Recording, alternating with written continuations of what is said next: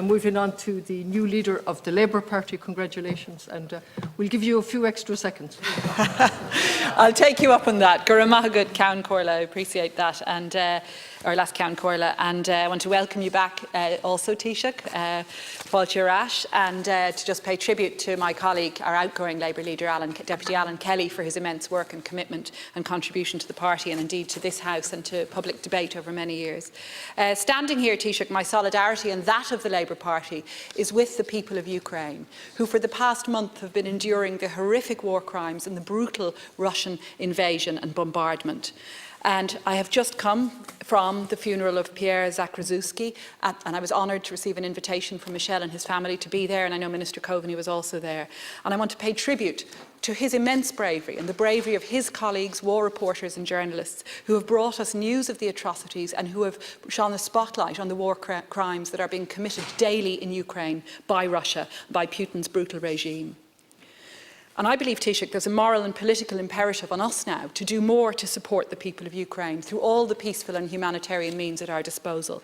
Just as we have supported Ireland, in Ireland, we have supported Ukraine's accession to the EU, and I think that's very welcome. And indeed, we've moved along with a number of EU states on that.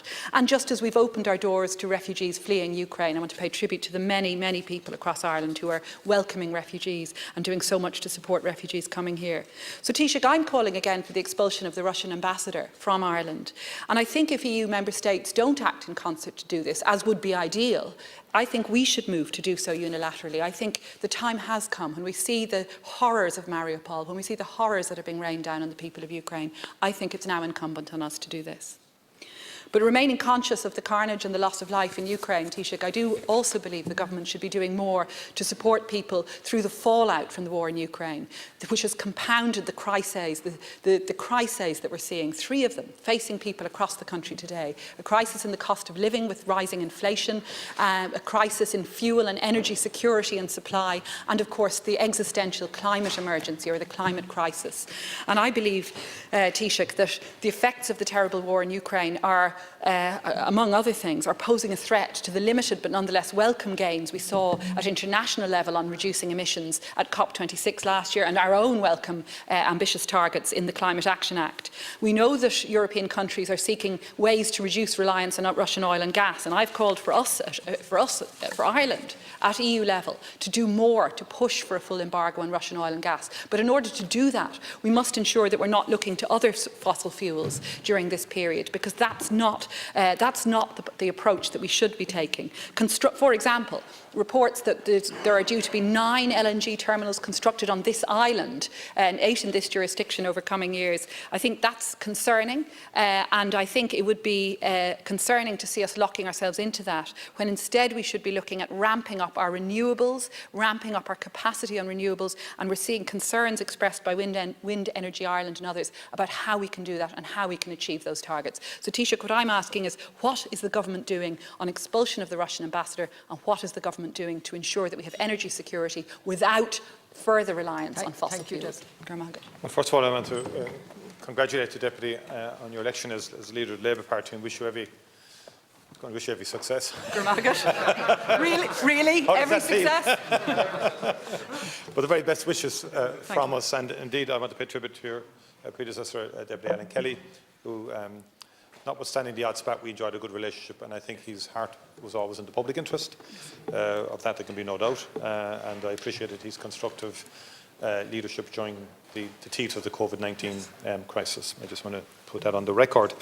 And to say that I concur with much of what you have said in respect of the Ukrainian crisis, and my sympathies to Pierre's family. I was invited because of Cabinet, but my aide-de-camp and Minister Coveney represented the Cabinet there, because I think that his death illustrates the vital importance of modern media and the bravery and courage of journalists in battle zones to shine a light on atrocities, to shine a light on the barbaric attacks on civilization, on citizens, on households, the indiscriminate bombing of towns and people, and the horrendous human trauma that has been visited upon the women, children and men of Ukraine.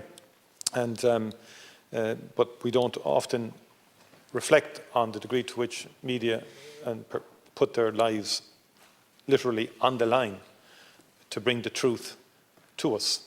And we can see in authoritarian regimes, you can see what's happening in Russia itself in terms of the suppression of people, suppression of anyone who voices dissent. It's savage, it's severe, it's imprisonment. So it's important that we remind ourselves of the importance in our own society as well of the tenets of democracy, the separation of powers, the judicial side, free media, and that necessary tension between all different pillars. In terms of the sanctions, we sought to act in unison all along with our fellow European member states on the belief that that has the greatest impact. And to date, the economic sanctions have been severe, have been unprecedented. The fact that they happened with the United States and with the European Union and others, I think, was powerful. Because I think last week we did see very strong unity from US and Europe together, Japan, Canada, United Kingdom, all together saying we are democracies, we stand with the people of Ukraine, and that is impactful. And on the diplomatic side, we've also sought to work with others, and we'll continue to work with others, and we'll keep all of those issues under review in respect of diplomatic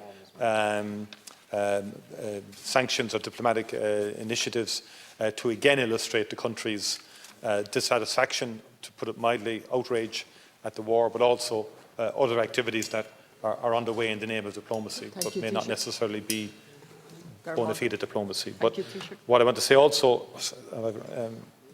just on the climate change, good Deputy Bacik, maybe just a few seconds. But she's the new leader. Yeah. But I wanted to respond to the questions that were raised. I can take it up in the next round.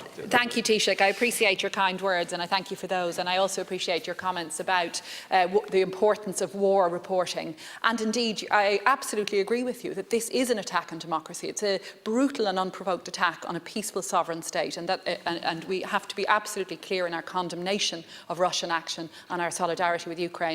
And it's in that spirit that I offer constructively my view that we should be doing more as a neutral country in a non-military means to express that condemnation, just as we've seen Ireland moving along with other nations to support Ukraine's application for accession to the EU. So too should we be moving with like-minded nations. Even if we don't have a full agreement across the EU, we should be moving on more stringent diplomatic measures, such as expulsion of diplomats. And I think that's one way that we as a neutral state, along with the other things that we're doing, that's one way we can show our outright condemnation.